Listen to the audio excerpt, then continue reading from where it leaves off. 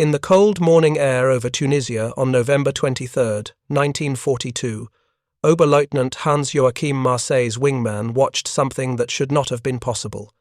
An American fighter with 2 engines and twin tail booms had just matched their Messerschmitt Bf 109 in a climbing turn. The German pilot pushed his throttle to the stops, feeling his supercharger strain as the air thinned above 20,000 feet. The strange twin-tailed machine stayed with him. Then it began to pull ahead.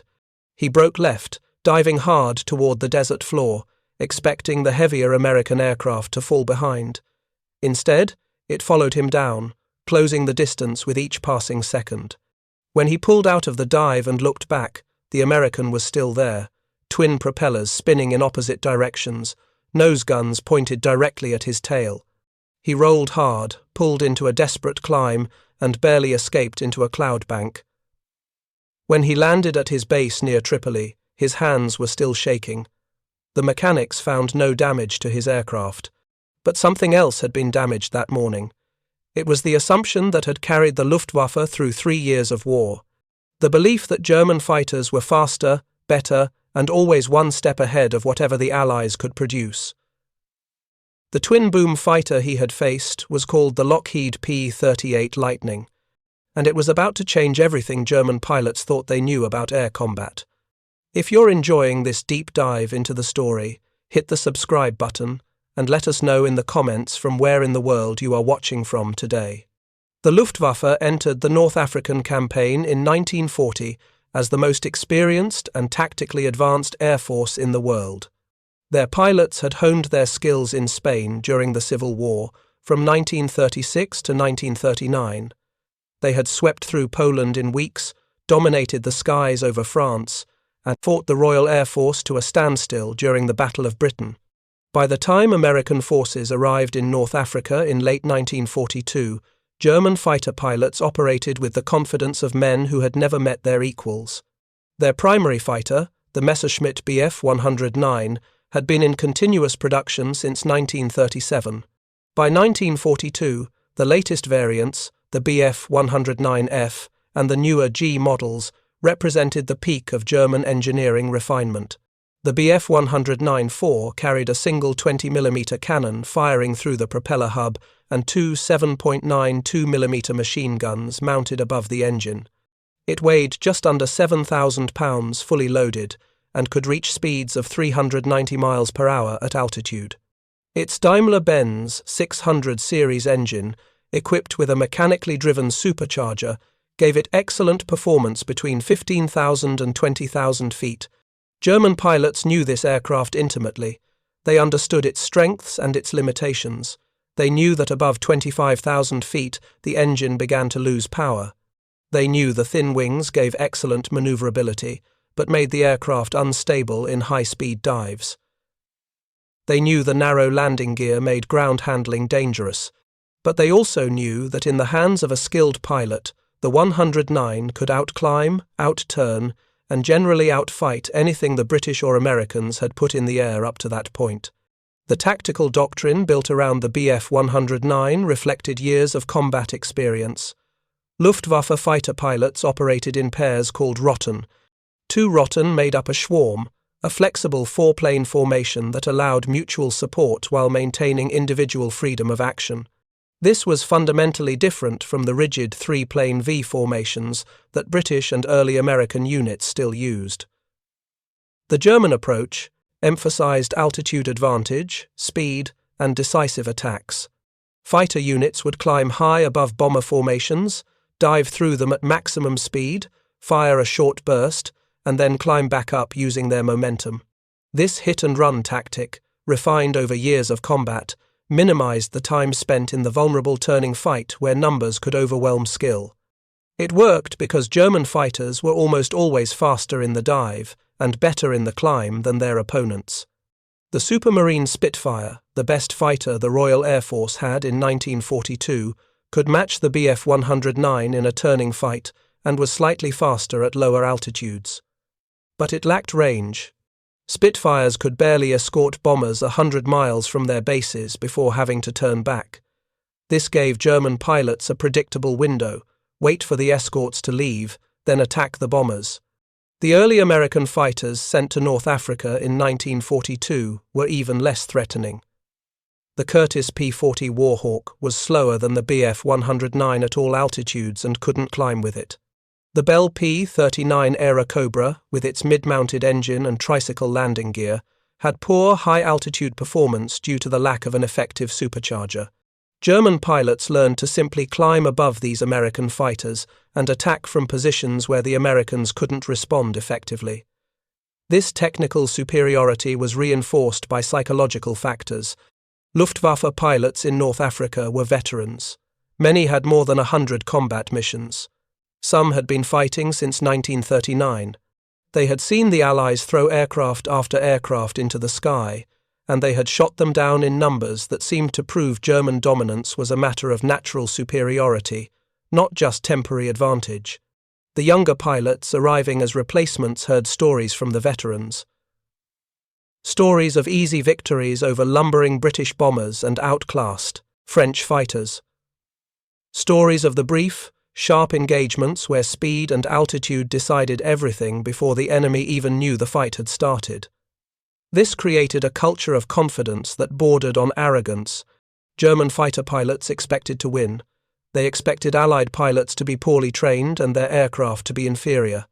When they encountered something that didn't fit this pattern, the psychological impact was profound. The American entry into the North African Air War began in November 1942 with Operation Torch, the Allied invasion of French Morocco and Algeria. The initial American fighter presence was limited. P-40 Warhawk units provided close air support and flew defensive patrols, but they were clearly outmatched in air-to-air combat against the Bf-109. American commanders knew they needed better aircraft. They needed fighters that could escort bombers deep into enemy territory. They needed fighters that could match German performance at altitude. They needed something that could change the dynamic of air combat over the Mediterranean. The P-38 Lightning was designed to meet requirements that seemed almost contradictory. In 1937, the United States Army Air Corps issued a specification for a high-altitude interceptor capable of reaching 20,000 feet in 6 minutes and achieving a top speed of at least 360 miles per hour. No single-engine design could meet these requirements with the engines available at the time. Lockheed's lead engineer, Clarence Kelly Johnson, chose an unconventional solution. He would use 2 engines, but instead of mounting them on a conventional fuselage, he placed each engine in a separate boom extending back from the wing. The pilot sat in a central nacelle between the booms. The tail surfaces connected the 2 booms at the rear. This gave the aircraft its distinctive appearance and solved several engineering problems simultaneously. Each boom contained an Allison V17 10-12-cylinder liquid-cooled engine. These engines, producing over 1,000 horsepower each, drove 3-bladed propellers that rotated in opposite directions. This counter-rotating configuration eliminated the torque effect that made single-engine fighters difficult to control during takeoff and hard maneuvering. More importantly, each engine was equipped with a General Electric turbo-supercharger. This was the key to the Lightning's high-altitude performance. Most fighters in 1942 used mechanically driven superchargers that were geared directly to the engine. These worked well at their designed altitude, but lost efficiency above or below that point. The Bf-109's supercharger, for example, was optimized for around 18,000 feet. Above that altitude, the engine rapidly lost power. The P-38's turbo-supercharger was different. It used exhaust gases to spin a turbine that compressed incoming air before it entered the engine. This system automatically adjusted to altitude, maintaining manifold pressure and engine power well above 25,000 feet. At 30,000 feet, where a Bf-109 was gasping for air and barely able to maintain 200 miles per hour, a P-38 could still cruise at over 300 miles per hour and had power reserves for combat maneuvering. The Lightning's armament was concentrated in the nose of the central nacelle. 1 Hispano 20mm cannon and 4 Browning 50 caliber machine guns, all mounted in a tight cluster, fired straight ahead. There was no need to calculate convergence angles or worry about harmonization at different ranges. Where the nose pointed, the bullets went. This made gunnery simpler and more effective, especially at long range. A 2-second burst from all 5 guns delivered over 20 pounds of projectiles. The cannon shells were particularly devastating. A single 20mm high-explosive round could tear through aluminum skin, sever control cables, and destroy critical components. Against the relatively lightly built fighters of the era, a handful of hits was often enough to bring an aircraft down. The Lightning's size and weight were both advantages and limitations. At over 17,000 pounds loaded, it was more than twice the weight of a Bf 109. This made it less maneuverable in the classic turning dogfight. A 109 pilot who could force a Lightning into a slow-speed, tight-radius turning fight had the advantage. But the P-38's weight also gave it tremendous energy retention. In a dive, it accelerated rapidly and could reach speeds that would tear the wings off lighter fighters. Its thick wing, designed for high-altitude flight, was incredibly strong. In high-speed dives, where Bf 109s had to pull out carefully to avoid overstressing the airframe, Lightning pilots could pull harder and earlier, using their speed to zoom back up to altitude.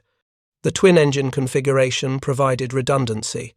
If one engine was hit, the other could often bring the pilot home. This was psychologically important. Single-engine fighter pilots knew that any serious engine damage meant bailing out or crash landing. Lightning pilots had a better chance of survival even after taking battle damage. This knowledge affected how aggressively pilots were willing to fight. The first P-38 units arrived in North Africa in November and December of 1942. They were assigned to the 12th Air Force, operating from primitive airstrips in Algeria and Tunisia. The pilots were mostly inexperienced. Many had fewer than 300 hours of total flying time and no combat experience whatsoever. They had trained in the United States on tactics that were already outdated, flying tight formations that sacrificed situational awareness for visual cohesion. They had been taught to respect Luftwaffe's reputation. Their instructors, some of whom were British pilots with combat experience, had told them that German pilots were skilled, aggressive, and flying superior aircraft. The young Americans arriving in North Africa believed they were about to face an enemy that was better than them in almost every measurable way. The Lightnings themselves arrived in various states of readiness. Some had been flown across the Atlantic via the southern ferry route, island hopping from Florida to Brazil to West Africa, and then north to the combat zone. Others arrived by ship, created and required assembly. The aircraft suffered from teething problems. The complex turbo-supercharger systems sometimes failed. Intercooler leaks were common. The engines, sensitive to the fine sand that hung in the North African air, required constant maintenance. Pilots reported cockpit heating problems. At high altitude, where temperatures dropped to 40 below zero, the heaters couldn't keep up. Some pilots flew missions in electrically heated suits borrowed from bomber crews. Others simply endured the cold, their hands so numb they struggled with the controls. Despite these problems, the P-38 had capabilities that were immediately apparent. During initial familiarization flights, pilots discovered they could climb to 20,000 feet faster than any fighter they had previously flown. They found that the aircraft was stable and easy to fly on instruments, important for the long overwater flights and bad weather operations common in the Mediterranean. And they discovered that in a straight line, nothing could catch them. Ground crews worked around the clock to keep the Lightnings operational. Mechanics learned to seal engine cowlings against sand infiltration. They improvised dust filters for the turbo-superchargers. They learned to preheat engines in the cold desert nights to prevent damage during startup. The maintenance demands were heavy. Each Lightning required more man-hours per flight hour than a single-engine fighter. But the aircraft that were mission-ready demonstrated performance that began to change the calculation of air superiority over North Africa. The first combat mission came on December 5, 1942. A flight of 4 P-38s was tasked with escorting a formation of Martin B-26 Marauder medium bombers attacking a German supply depot near Tunis. The Lightning pilots climbed to 22,000 feet, positioning themselves above and behind the bombers. The formation crossed into enemy-held territory. The pilots scanned the sky, watching for the dark specks that would indicate approaching fighters. German radar stations along the coast had tracked the incoming raid. Luftwaffe controllers scrambled 2 Staffeln of Bf-109s from airfields near Bizerte. 12 German fighters climbed hard to intercept. The German pilots had been briefed that American escort fighters would likely be P-40 Warhawks, which they knew well and did not fear. As they approached 30,000 feet, they spotted the bomber formation below them, and they saw the escorts. But the escorts looked wrong. They had twin booms and twin engines. Some of the German pilots thought they were looking at a new type of twin-engine bomber, or perhaps a reconnaissance aircraft. The Staffel leader ordered his pilots to ignore the strange aircraft and focus on the bombers. He rolled into a dive, building speed, planning to make a single high-speed pass through the bomber formation before climbing back to safety. The Lightning pilots saw the German fighters diving. The flight leader, a first lieutenant from California with less than 400 hours of total flying time, made a split-second decision. Instead of staying in a defensive position above the bombers, he pushed his throttles forward and dove to intercept the German fighters. His wingman followed. The other 2 Lightnings stayed with the bombers. The closing speed was tremendous. The Bf-109s were diving at well over 400 miles per hour. The Lightnings were accelerating in their own dive. The German leader lined up on the lead bomber, his finger tightening on the trigger. Then tracer rounds flashed past his canopy. He jerked the stick, breaking off his attack. The strange twin-engine fighter was shooting at him, and it was keeping up with him in the dive. He pulled hard, trading speed for altitude, expecting the heavier American aircraft to overshoot. It didn't. The Lightning pulled with him, its powerful engines maintaining energy through the climbing turn. He rolled and dove again, a defensive maneuver designed to force any pursuer into an overshoot. The Lightning stayed glued to his tail. He could see it in his mirror now, both propellers spinning, nose guns flashing. Rounds walked up toward his aircraft. He jettisoned his belly-drop tank, threw the stick hard over, and dove for the deck. At 500 feet above the desert, he leveled out and firewalled his throttle, running for home. The Lightning followed him for 30 miles before breaking off, its pilot unwilling to follow too deep into enemy territory on his first combat mission. The rest of the engagement was equally shocking for the Germans. The other Lightning pilot engaged 2 Bf-109s that were climbing back to altitude after their first pass. He dove on them from above, exactly the tactic the Germans usually employed. The German pilots broke in opposite directions. He followed one of them, settling into a firing position with ease. The German pilot tried every evasive maneuver in his repertoire. Hard turns, rolling scissors, vertical reversals. The Lightning, while not matching him turn for turn, used its superior speed and energy retention to stay in the fight. When the German pilot tried to climb away, the Lightning climbed with him, its turbo-superchargers maintaining full power, while the Bf-109's engine gasped in the thin air. The German pilot leveled out at 28,000 feet, hoping to find sanctuary in the altitude where Allied fighters usually lost performance. The Lightning was still with him, still closing. He pushed over into a desperate split S, diving inverted and pulling through to reverse course. The Lightning followed through the maneuver, absorbing gravitational forces that should have made the pilot black out. When the German pulled out, heading east at full throttle, the American was 400 yards behind him and closing. A burst of 50 caliber fire and 20mm cannon shells tore through the Bf-109's tail section. The German aircraft snap-rolled and went into an uncontrolled spin. The pilot bailed out at 8,000 feet, landing in the desert near a German outpost. He was picked up within hours. That evening, he gave his debrief to intelligence officers. He described an American twin-engine fighter that could match the Bf-109 in a dive, outclimb it at altitude, and stay with it through multiple defensive maneuvers. The intelligence officers were skeptical. Twin-engine fighters were heavy and slow. Everyone knew this. But the pilot insisted. and his story matched reports coming in from other units that had encountered the strange American aircraft that day. The engagement near Tunis was not an isolated incident. Over the following weeks, P-38 units flew more escort missions and began ranging ahead of bomber formations on fighter sweeps. German pilots continued to encounter them, and the pattern repeated. The Lightning was fast. They were especially fast above 20,000 feet. They could dive with any German fighter and often pull away, and their concentrated nose armament was devastating when it connected. Luftwaffe intelligence scrambled to understand what they were facing. Captured documents and interrogations of downed American pilots provided some technical details, but the full picture remained unclear for several weeks. What was clear was that American pilots flying these aircraft were becoming increasingly aggressive. Initial caution gave way to confidence. The Americans had arrived expecting to be outmatched. Instead, they found themselves flying an aircraft that could compete on equal terms with the best the Luftwaffe had.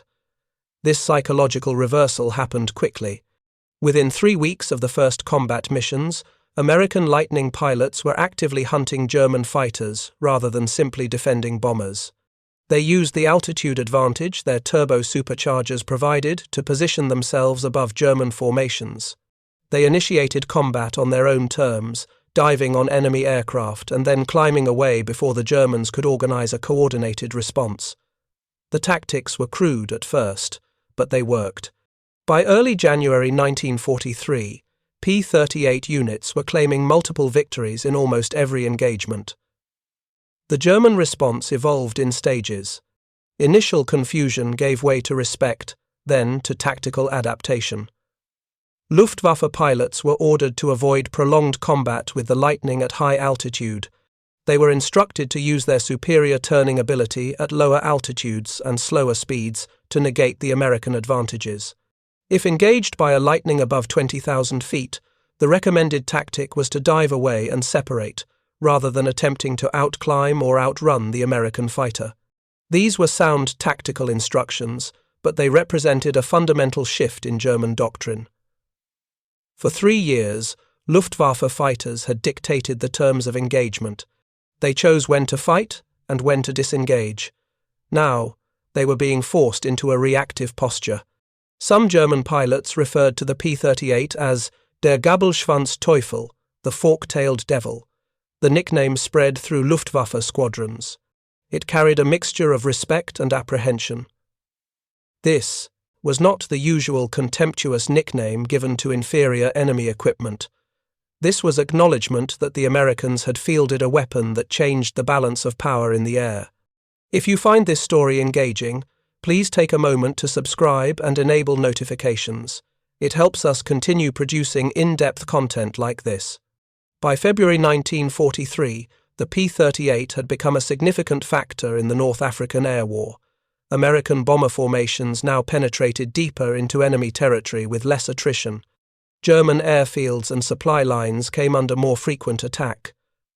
Luftwaffe units, already stretched thin across multiple fronts, found themselves losing aircraft and pilots at rates they could not sustain. The material reality behind these tactical shifts was stark. Germany was fighting a multi-front war.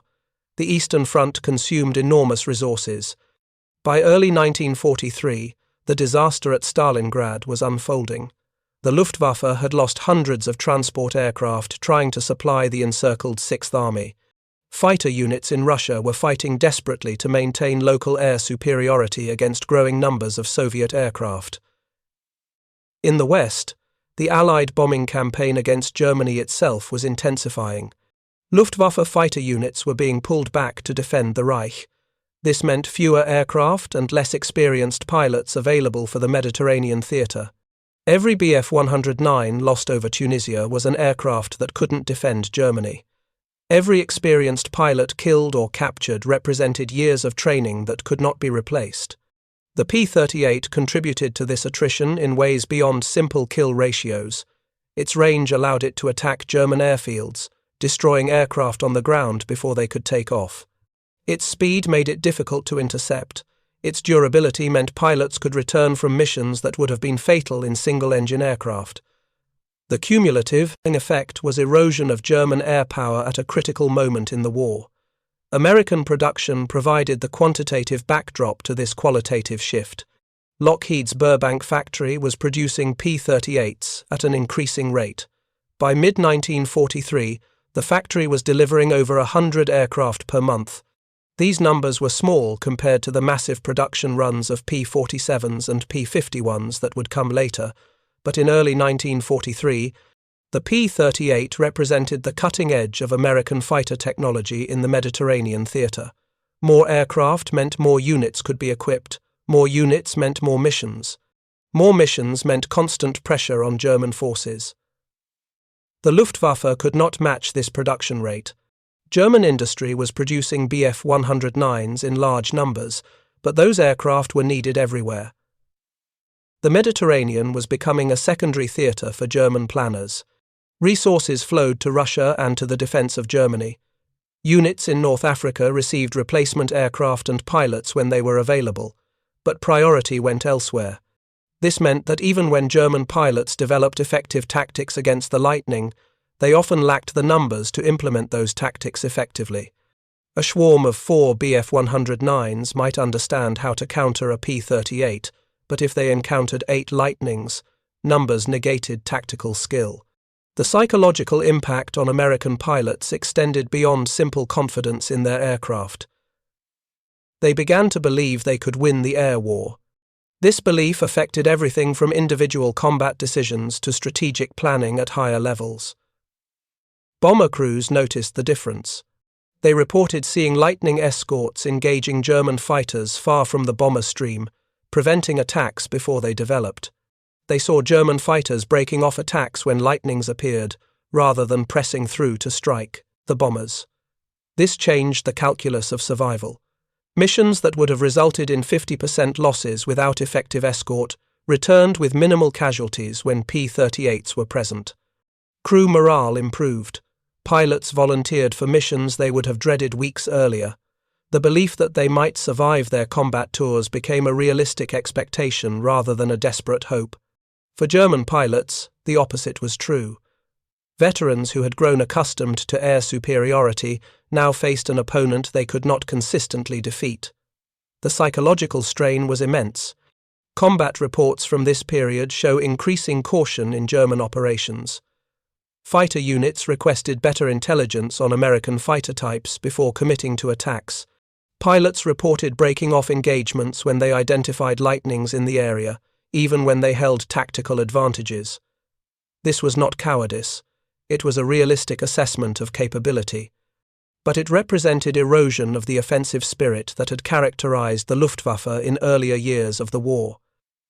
The technical advantages the P-38 enjoyed were not absolute. German pilots and engineers quickly identified its vulnerabilities.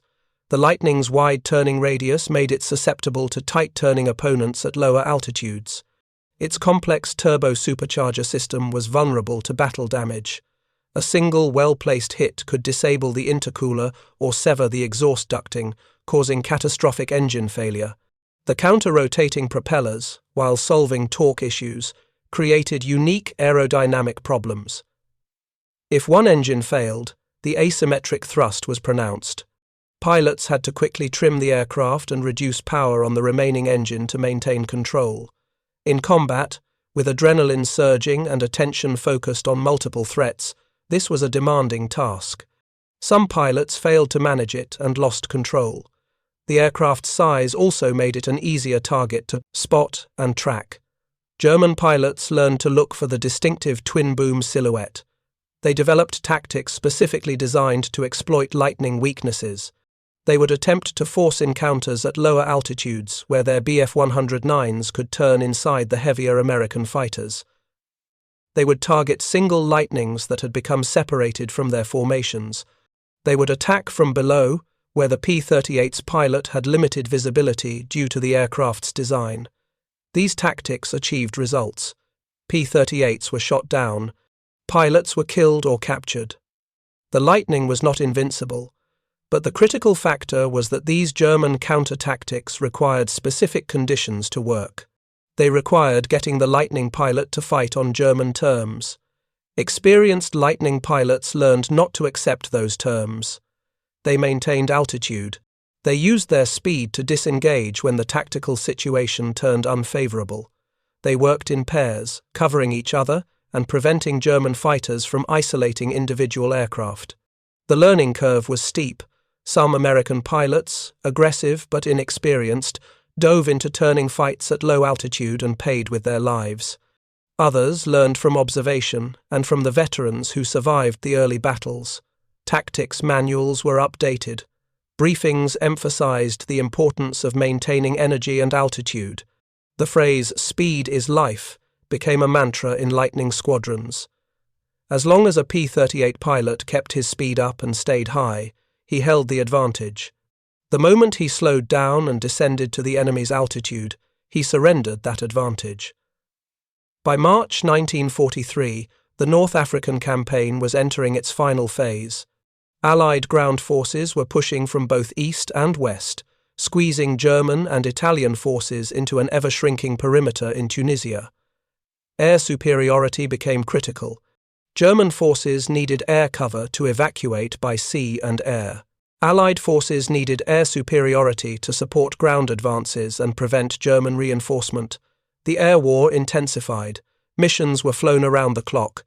P-38 units flew multiple sorties per day, escorting bombers, conducting fighter sweeps, and attacking ground targets. The operational tempo was punishing. Pilots flew until they were physically exhausted. Maintenance crews worked 18-hour shifts, keeping aircraft operational, but the Allies had the advantage of numbers and logistics. More aircraft arrived. More pilots rotated in. Supplies flowed freely from bases in Algeria and from ships in Mediterranean ports. The Luftwaffe had no such advantages. Their supply lines ran across the Mediterranean from Sicily and Italy, constantly harassed by Allied submarines and aircraft. Fuel shortages limited flight operations. Spare parts became scarce. Replacement pilots arrived with minimal training, sometimes with fewer than 100 hours in type. These young pilots faced veterans in aircraft that outperformed their own. The attrition rate was catastrophic.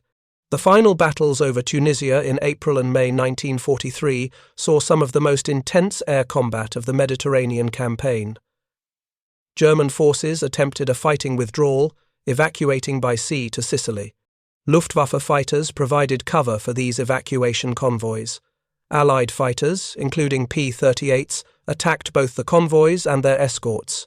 One engagement on April 18, 1943, became known among American pilots as the Palm Sunday Massacre. A formation of nearly 100 German transport aircraft, escorted by fighters, attempted to evacuate troops from Cape Bon to Sicily. They flew low over the water in tight formations. Allied radar picked them up. P-38s, along with Spitfires and P-40s, intercepted the formation over the Mediterranean. The German escorts were overwhelmed by numbers. The transports, lumbering Junkers, Ju 52s, and Messerschmitt Bf 23s were defenseless. The P-38s dove through the formation, their concentrated nose armament tearing through the thin-skinned transports. Some transports exploded in mid-air, others crashed into the sea, trailing smoke and flame. German pilots in their Bf 109s tried desperately to intervene, but they were outnumbered and outpositioned. The Lightnings used their speed to make slashing attacks and then climb away before the German fighters could respond effectively. Over 50 German transports were destroyed in less than 30 minutes. Hundreds of German soldiers died in the wreckage or drowned in the Mediterranean. The few transports that survived turned back toward Tunisia or made emergency landings on beaches. The psychological impact of this massacre was profound on both sides. For American pilots, it was confirmation of total air superiority. They had attacked a large German formation in daylight and destroyed it almost completely with minimal losses. For German pilots and ground troops, it was a nightmare. The Luftwaffe could no longer protect even large-scale evacuation operations. The defeat in North Africa became inevitable. By mid-May 1943, organized German resistance in Tunisia collapsed. over 250,000 German and Italian troops surrendered. The Luftwaffe units withdrew to Sicily, having lost hundreds of aircraft and many of their most experienced pilots. The P-38 had played a significant role in this outcome. It had helped establish Allied air superiority at a critical moment. It had allowed bomber operations to proceed with acceptable losses. It had forced German fighters into defensive postures that negated their tactical expertise. As the theatre of operations shifted to Sicily and then to Italy itself, the Lightning remained a key asset. Its range allowed it to escort bombers from North African bases all the way to targets in southern Italy and beyond. Its performance at altitude made it ideal for intercepting German bombers attempting to strike Allied shipping and ground forces. Its versatility meant it could be adapted for reconnaissance, ground attack, and pure fighter missions as needed. The lessons learned in North Africa spread throughout the American Air Forces. Other theaters began requesting P-38s. The Pacific Theater, where long overwater flights and extreme ranges were the norm, found the Lightning particularly valuable. The top two American aces of the war, Richard Bong and Thomas Maguire, both flew P-38s in the Pacific and credited the aircraft's capabilities for their success. In Europe, as the strategic bombing campaign against Germany intensified, P-38s flew some of the deepest penetration missions in 1943 and early 1944, before the longer-ranged P-51 Mustang became available in large numbers. But the Lightning's impact went beyond tactical success. It represented a shift in American industrial and engineering capability. The United States had entered the war with fighter designs that were generally inferior to their German counterparts. By 1943, American industry was producing fighters that could match or exceed German performance. The P-38 was one of the first clear examples of this shift. It proved that American engineers could solve complex problems with innovative designs. It proved that American factories could produce these complex designs in meaningful numbers. And it proved that American pilots, properly trained and equipped, could defeat the Luftwaffe's best. For German pilots who survived the North African campaign, the memory of the P-38 remained vivid. Post-war interviews and memoirs frequently mention the fork-tailed devil. Some German pilots expressed grudging respect for the aircraft's capabilities. Others focused on its vulnerabilities and the tactical mistakes American pilots sometimes made, but all acknowledged that it had changed the dynamic of air combat in the Mediterranean. The confidence that had carried the Luftwaffe through the early years of the war had been shaken. Not destroyed, but shaken. German pilots learned that they could be outrun, outclimbed, and outgunned. They learned that American industry could produce advanced aircraft in numbers that overwhelmed German production. They learned that the war in the air was no longer a guaranteed German victory. These were painful lessons. Some German pilots internalized them and adapted their tactics accordingly, becoming more cautious and defensive. Others refused to accept the new reality and continued flying aggressively, often with fatal results. The Luftwaffe as an institution struggled to adapt to a war of attrition it could not win. The human cost of this technological and tactical shift was measured in lives. American pilots died learning how to fly the Lightning effectively in combat. German pilots died trying to counter an aircraft that challenged everything they had been taught about air superiority. Ground crews on both sides worked themselves to exhaustion maintaining their aircraft. Mechanics died in aircraft accidents. Intelligence officers struggled to make sense of conflicting combat reports. Commanders made decisions that sent men into situations where survival was uncertain.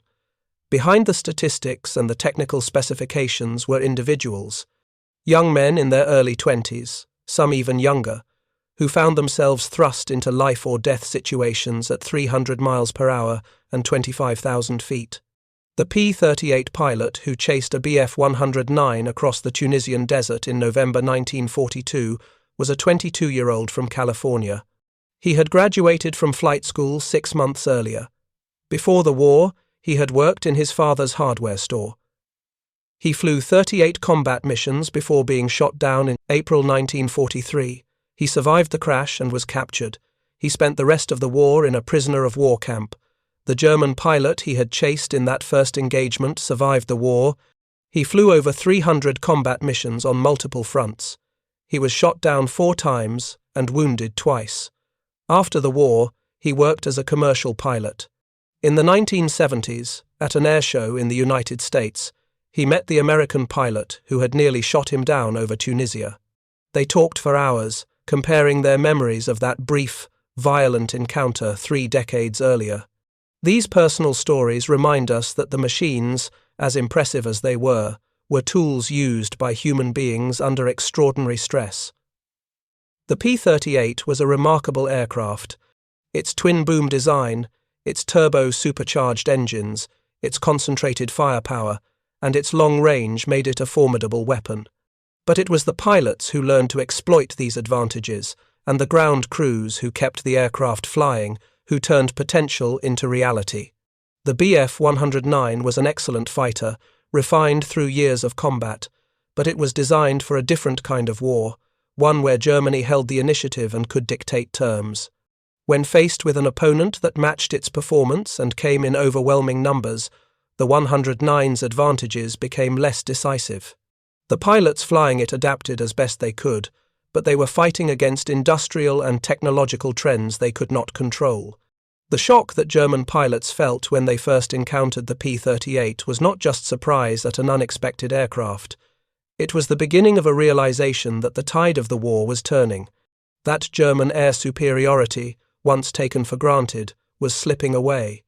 That the Allies were not just catching up, but in some areas surpassing German capabilities. This was a profound psychological shift, one that reverberated through the ranks of the Luftwaffe and eventually through German military planning at the highest levels. The story of the P-38 versus the Bf 109 in North Africa is not simply about one aircraft being better than another. It is about how technological innovation, industrial capacity, tactical adaptation, and human courage combined to shift the balance of a campaign and ultimately a war. The Lightning gave American pilots a tool that allowed them to compete on equal terms with an enemy they had been taught to fear. It gave Allied commanders the ability to conduct deep strike operations that had previously been impossible, and it forced the Luftwaffe to confront the reality that they no longer controlled the skies.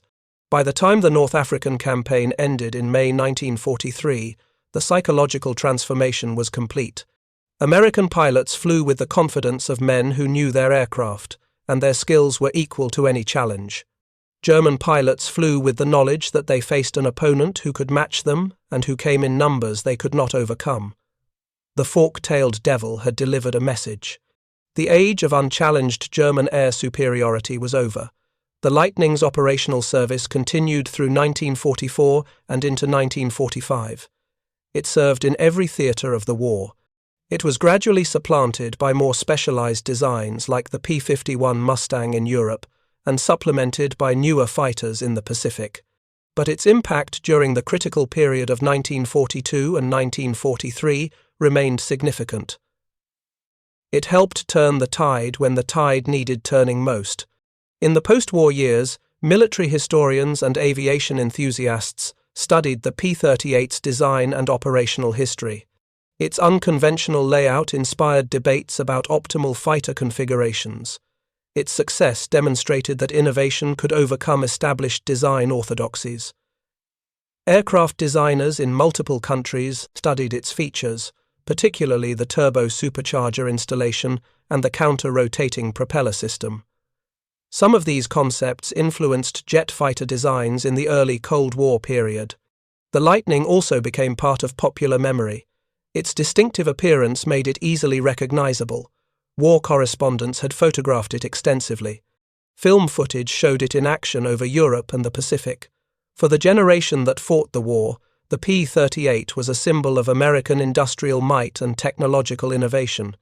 For subsequent generations, it became an iconic image of World War II aviation, instantly recognizable and forever associated with the struggle for air superiority. The German pilots who faced it remembered it differently. For them, it represented the moment when the certainties they had relied upon began to crumble.